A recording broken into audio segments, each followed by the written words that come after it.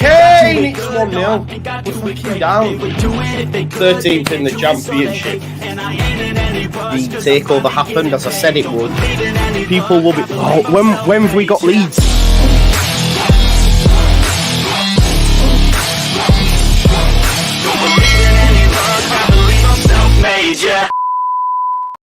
Mr. Radrazani, you got lucky, my man. You got lucky, my man. We were just about to go off on Mr. Radrazani. The video was prepared. It was ready to drop at 10 a.m. Then all of a sudden, we see and here we go from Heath himself, who I have a title. Well, probably don't look that good upside down, but you got off lightly, Mr. Radrazani. Maybe that video will see the light of day at some point. But yeah, don't you love when that happens? But like my man David Thornton says, open the floodgates. It's time, baby. Yeah. Let's hope that is going to happen. Claire Wood says, finally a signing. Morning, Joe. Morning to you. Rince Harry says, we move. It is what it is, bro. Yeah. Let's go. And, of course, Katie's in the chat as well. Nice to see you, my foot doctor. Steve Wilkinson, good morning. Joe from sunny Bournemouth. Yeah. Yes. Ethan Ampadu, for those that are joining us late, has just signed on the dotted line what I believe is a 4-year deal. It's a very, very smart signing. As first signings go of what will be a busy couple of weeks now for Leeds United. We're just 18 days away, people. 18 days away from kickoff. And it's live. And I can't wait because now the 49ers have took over. Radrazani's departed. And, yeah, signings are happening. Adam Forshaw is going to Saudi. Good luck to the man. Go get the money. Money. And Joe Robles hasn't even gone to the top. They didn't go to the second division. This is what we're dealing with. People wanted this guy to be our number one going into the championship. We need a new goalkeeper, and I'm led to believe that Caldalo may be on his way to Bournemouth, unless Leeds United up their bid. But listen, if he wants to go to Bournemouth, then let him go to Bournemouth. If some keepers are just happy being number 2s and 3s. Couldn't be a number 1 at Leeds United and do bits, but it is what it is. Sean Healy says, Ampadu, do, shake pineapple. You've done it wrong, bro. You've done it wrong. Come on, man. If you're going to do black lace, at least get it right? They actually have a pub in Halifax, by the way. Let me talk to you. Ampadu, do, shake pineapple to the... Oh, see, I keep reading to the left, to the right. You've got me going. Hang on. Ampadu, do, push mine apple, shake the tree to the... Oh, no, you have got it right. To the left, to the right. What a signing. Something like that. But there you go. Yeah, Katie, Forshaw to Saudi.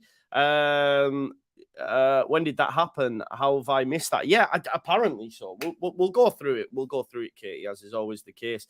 There you go. Personally, Joe, I think Victor Johansson would be a better choice of keeper.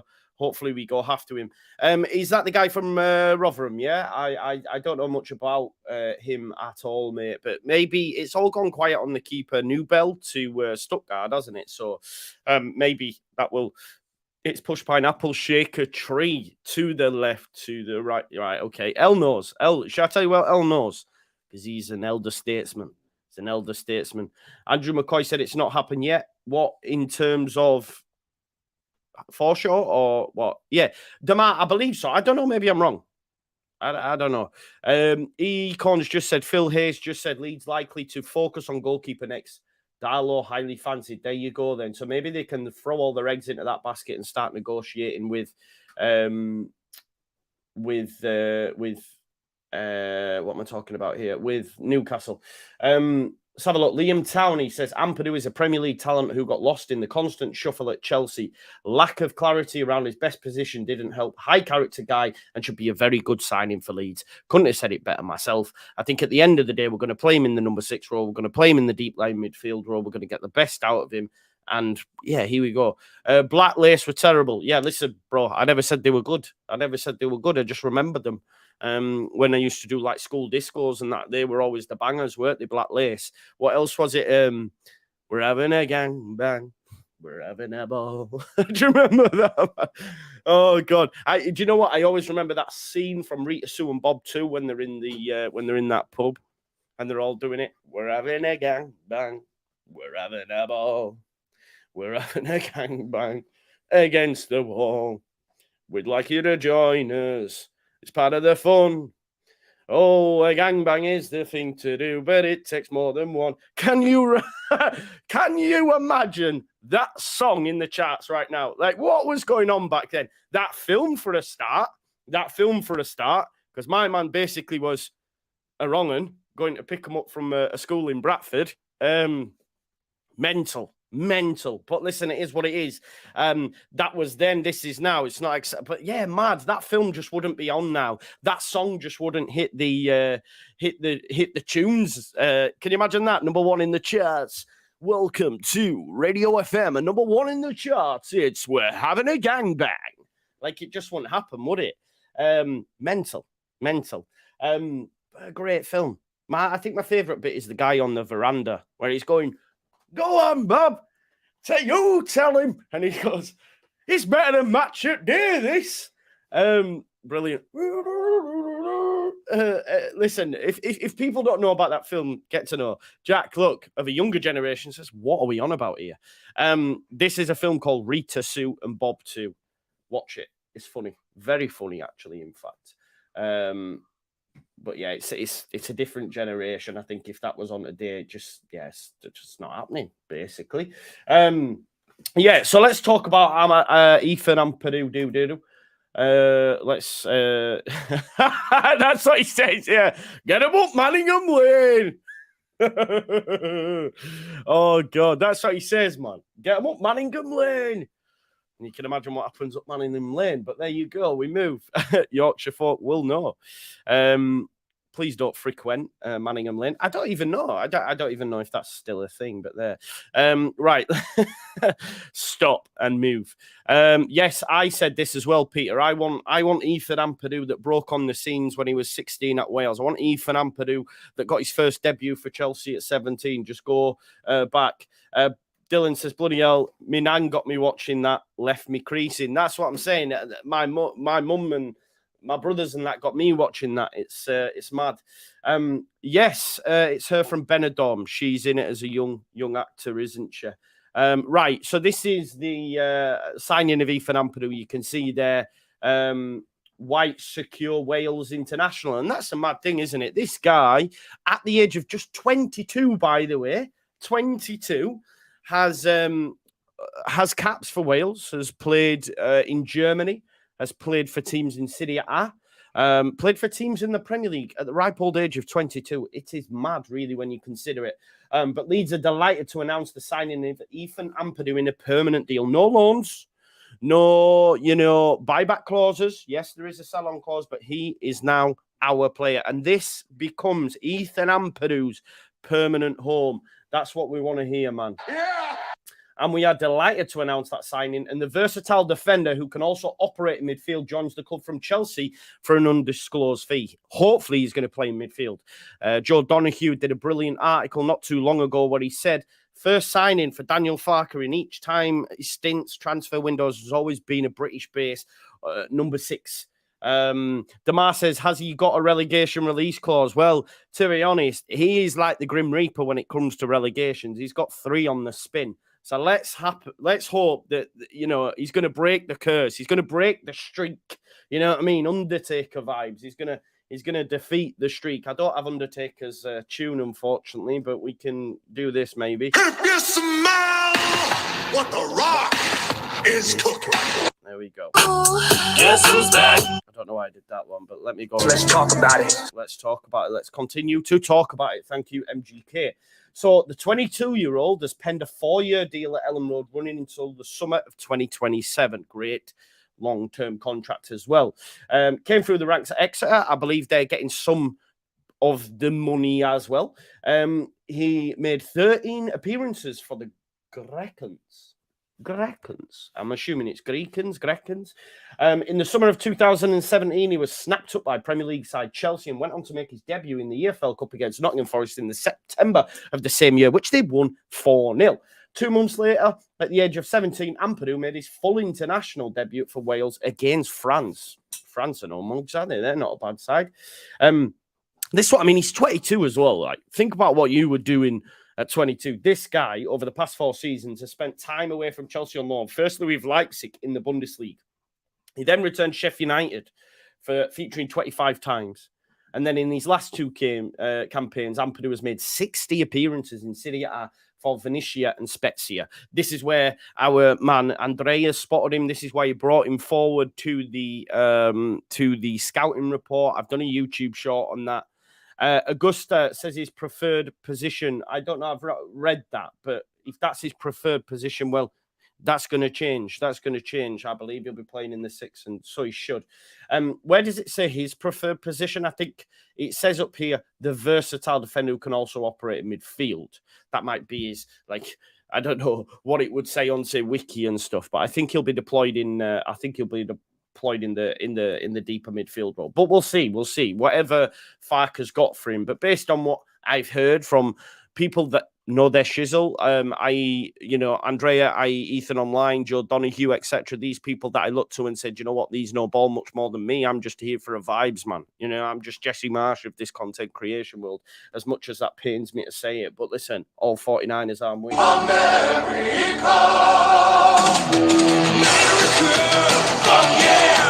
Thank you, Team America. Great film, by the way. At international level, following his debut back in 2017, Ampadu has gone on to amass a total of 44 caps for his country. He played a key role as Wales qualified for Euro 2020 and helped the Dragons to make history in June 2022 when they qualified for the FIFA World Cup for the first time since 1958. Big up to my Wales brethren in the chat who'll be buzzing. Like I say, we've had some great Wales. Wales. We've had some great. Well, we have had Wales, I suppose, play for the football club in people like Thomas Brolin and more recently Weston McKennie, haven't we? So there you go. We move. I hate you so much right now. Yes, I do. Ampadu played 3 times in the Euros 2020, helping Wales reach the last 16 of the tournament, whilst in Qatar at the FIFA World Cup, he also made 3 outings.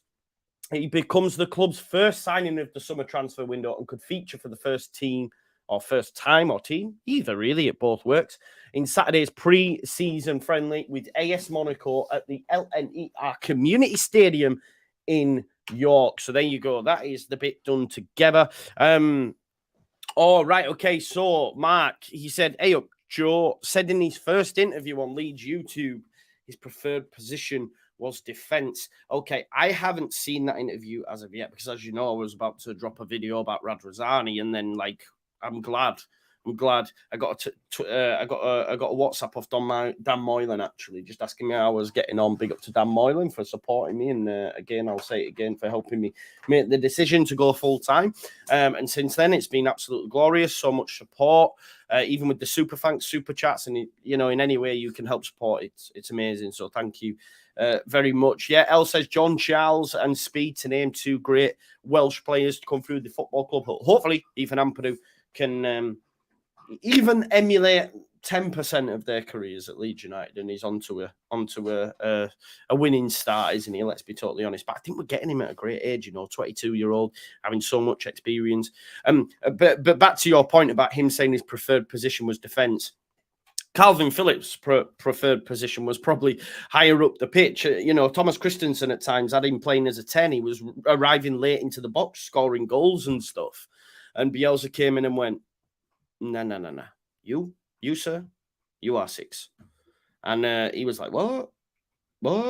And and look how that turned out. The Yorkshire Pearl ended up, moving to City, getting minutes for in England in a European final, playing more than Declan Rice during that tournament. I think there was only John Stones. So you can't tell me managers know the best for the players sometimes.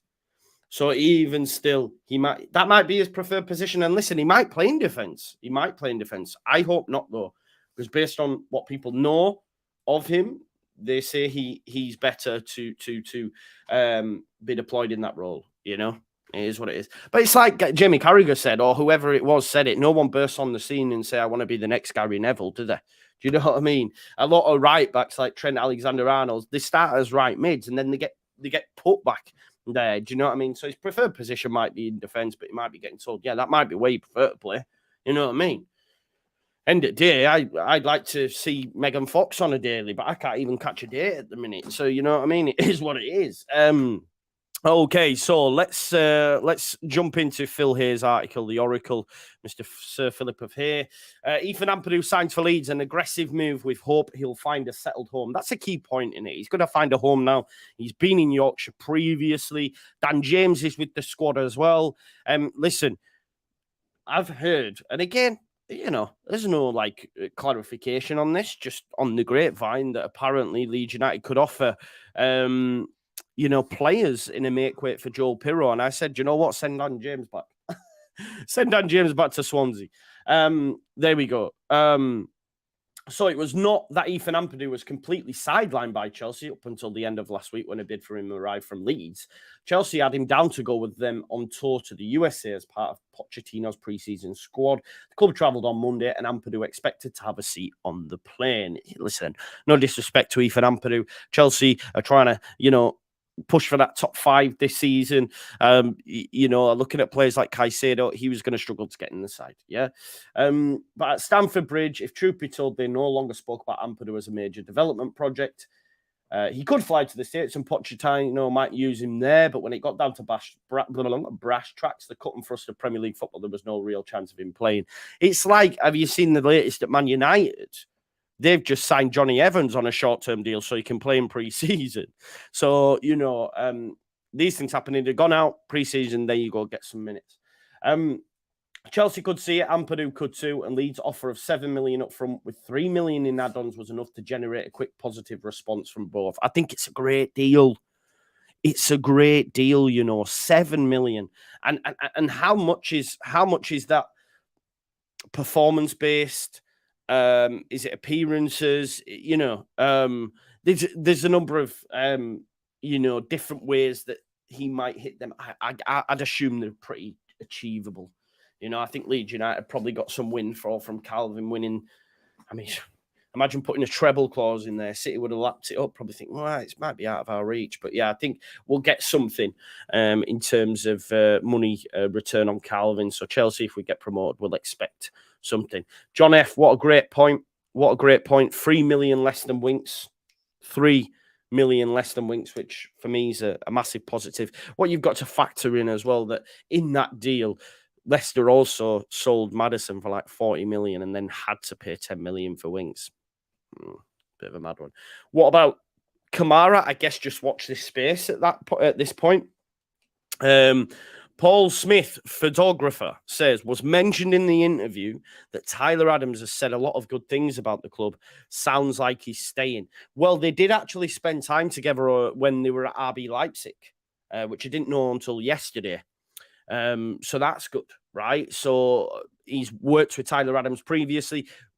Everything at the minute, based on what Parag said, based on what Tyler said, and we will look to return. I have on very good authority from people on the walk that he's really enjoyed his time at Leeds. I have that from people that I listen to and say, do you know what, he's much closer to it than any of us. So I hear it. So maybe, just maybe, you know, unless clubs are willing to spend 40 million on him. I was told a release clause, maybe. I don't know. That was just someone on here who said that. I think it might have been Joe. I'm not sure if that's true. I can't remember him having a release clause. No, Jack Harrison will. I'd imagine around between 17 to 20, maybe. I don't know. Maybe it's more, but we'll wait and see. So, Paul Smith, yeah, sounds like he's staying. That would be a massive, massive feather, wouldn't it? That would be a massive feather in the cap if indeed Tyler decided to stay. So Chelsea have a history of making money on fringe players. We know that. I mean, they did on Bamford and co, right? You forget that Bamford actually came through. Well, he came through at Forest, didn't he? And then was bought by Chelsea. And while there were times when Ampadu carried a higher value, all in all, he was out of contract next summer, and the London club see it as good money. I suppose it is, isn't it? I don't know what they paid for him. It was probably tribunal or something like that. But additionally, the deal includes a sell-on clause for Leeds and the new ownership group, which has taken full control at Ellen Road. Ampadu is a significant first catch and a weighty investment after relegation to the Championship. Yeah, let's factor in as well, because we were going to talk about the Radrazani era and his Can you hear a buzzing noise? Do you know what it is? It's my PlayStation. Let me just turn it off. Sorry. There you go. I was just grinding something off this morning. I'm trying to do some of the level ups because they end soon. So let me just dial it back. Hopefully that'll go. That'll go. Now, what I was going to say, we were touching on the Radrazani era, and I was going to do that video, about his interview, and I still will at some point because a lot of people ask for it. So it's only fair that I do that. But the fact that we've spent 7 million on this guy now, if you think back to Radrazani's tenure, the most we spent on a player in the Championship was Patrick Bamford at 7 million. And in order to do that, we also had to sell Ronaldo Vieira to help fund that, if you remember that. I think Bielsa was on record as saying, if you sell this guy, I can double his price in a year. He said that about Ronaldo Vieira. He had to sell him in order to bring in Bamford. We've hardly recuperated a penny since going down. We've lost a lot of players on loan, and we've lost a lot of players on your loan. And what's the highest fee we've received up to this point was Rodrigo, for about 3 million or whatever it was. So, yeah. So already we're there. Ethan, I think it was 7 rising. If I'm being totally honest. Even still, John, they won't be big. I think we got a small one on Cock, but if we'd have been selling these players permanently, it'd have been dwarfed, wouldn't it? Anyway, let's get back to the article. But it's a good side, and I think there'll be more money spent. This is the thing, there'll be more money spent. As for the player himself, the transfer is a chance to settle down elsewhere, casting off his reputation as a serial loanee. Oi, out of there. No. I'm not having you pissing on bed. Come on, nice try. Out we come. Good lad. Sorry. My bedroom door opened, and if my bedroom door opens, he jumps on bed, and I can guarantee he'll put a little piss on it. So yeah, look, this happens a lot at Chelsea. We've seen it with the likes of Ruben Loftus-Cheek, even. We've seen it with, many players. Izzy Brown, for example. A lot of players just went to Chelsea, just got loaned everywhere. Since 2019, look, he's been on loan to Leipzig, Sheffield, Venezia, and Spezia. Okay. Venezia and Spezia.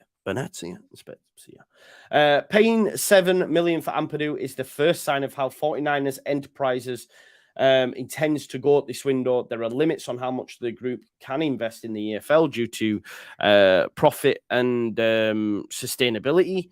Kevin says, how much was the fee? 7 million, bro. 7 million. So yeah, And if we think back to Parag's comments yesterday in that thing, he said he will have to get creative due to the profit and sustainability. But let's not forget, this guy is chief negotiator and salary cap architect. What a name that is, by the way. The talk was of an aggressive approach to the transfer market, aggressive in terms of the players Leeds tried to sign, and aggressive in terms of the players they tried to return. So it's all looking good, right?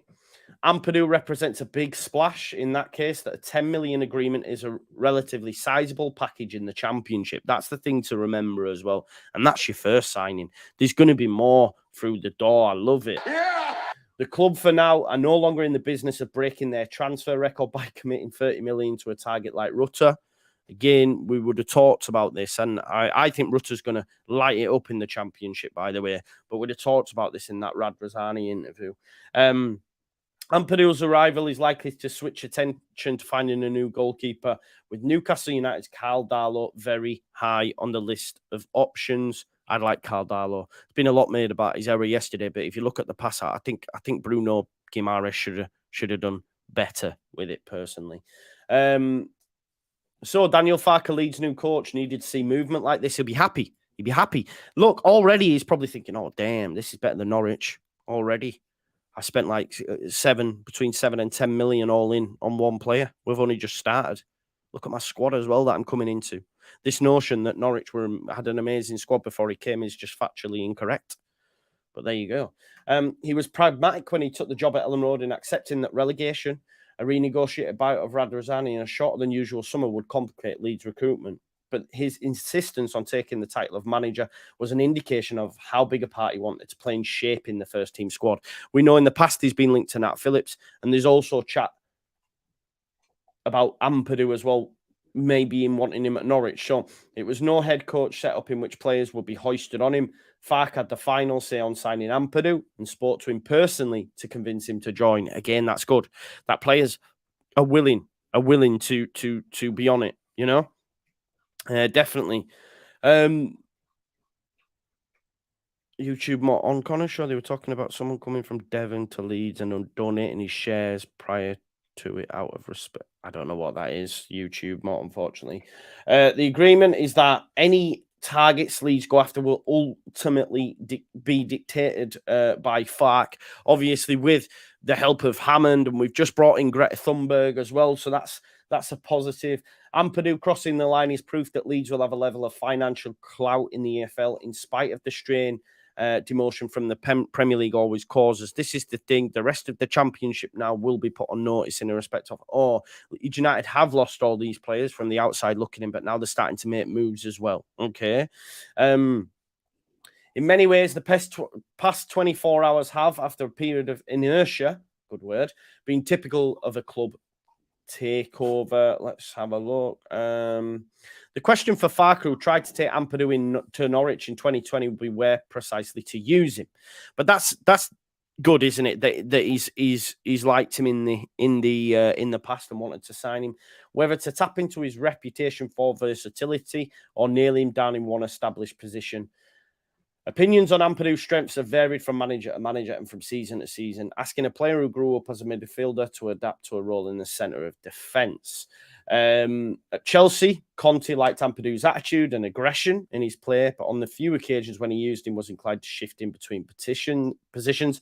Sarri did not consider Ampadu to be a centre-back, but could make him work in the Jorginho midfield role. He was a central defender on loan at Sheffield United, a defensive midfielder more regularly at Venezia, and a bit of both at Spezia. Wales preferred him as a deep-lying presence in front of their back line. I think that's where Farke will go.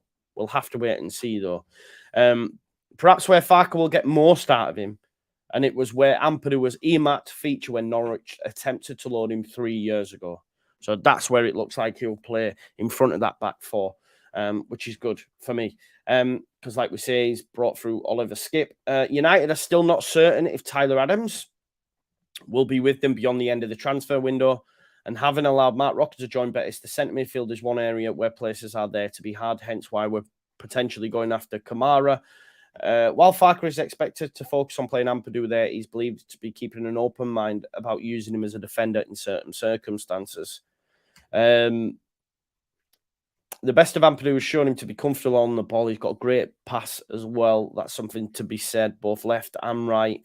And I suppose this is important as well, that at all these clubs, he's had different tactical situations to deal with, different scenarios to deal with. Chelsea's a totally different kettle of fish than playing at Sheffield United, but it's a different mentality that you need to have, right?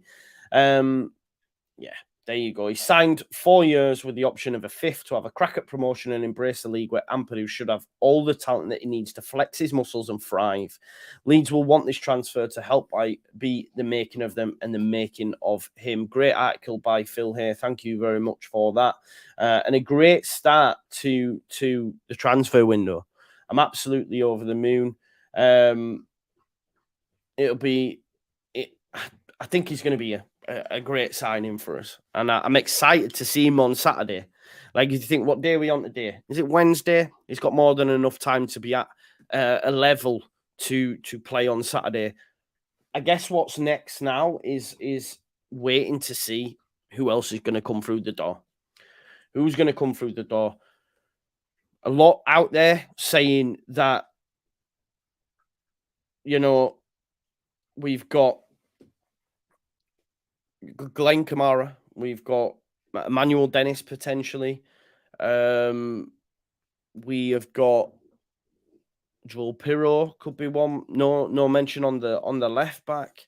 We've got Nat Phillips, another. We're after a goalkeeper, whether that's New Bell or maybe that's Carl Darlow. We'll have to wait and see. But I'm expecting a quick turnaround now for me. I'm expecting a quick turnaround because, like I say, we're now just 18 days away. Maybe it'll be Nat Phillips. Maybe if he, he's been hashed out. And this is one thing I want to mention, yeah? Like, we've spoken about this new ownership and how they're going to do deals and what that looks like and if they're going to impress. And we're going to see that with their readiness to reject bids, or if indeed players are sold, how much they get for them. Now, for someone like Nat Phillips, when you're going to Liverpool, right, to buy a player or loan a player, they are very, very shrewd. They don't get taken for mugs. They put mad clauses in there with loans that say X amount, you're going to have to pay. Listen, I've just got Curtis Jones on loan for on Football Manager, those that watch me on Twitch, and I'm having to pay $1 million each month, I think. Is that right? It sounds about right. I don't know. I'm having to pay. But what I'm saying is they're shrewd operators. So if Leeds United do get Nat Phillips, what does that look like? How much are we going to pay? Are we going to get put over a barrel, and is it going to be 10 million? I think that's too much. I'd want to be looking for something similar to Ampadu. 7 rising, but we'll have to wait and see, right? But yeah, excited to see what they do on outgoings, incomings, who's next. I can't wait for it. And like I say, I cannot wait for Saturday's game either. Saturday's game's 4 o'clock. You can follow it on the Just Joe Football Show. The fact that we brought in a player, maybe more news will come. There might be a little panel show tonight. We'll have to wait and see. But thanks as always for watching. Smash a like on the video. Subscribe to the channel. Get your comments in. Join me on Twitch because I will be over there. I'm going to get a bite to eat. Have a nice egg butty. And then I'll be over on Twitch quite a lot today, I'd imagine. So if you can follow me on there, then please do. It'd be great if you could. There we go. So follow me over there, Just Joe 1988. We're getting so close to partner. Just need to increase that average number of viewers up. But thanks always for watching the Just Joe Football Show. Smash a like on the video and yeah, enjoy the rest of your day. And I'll probably see you soon because I'd imagine it's going to be busy for.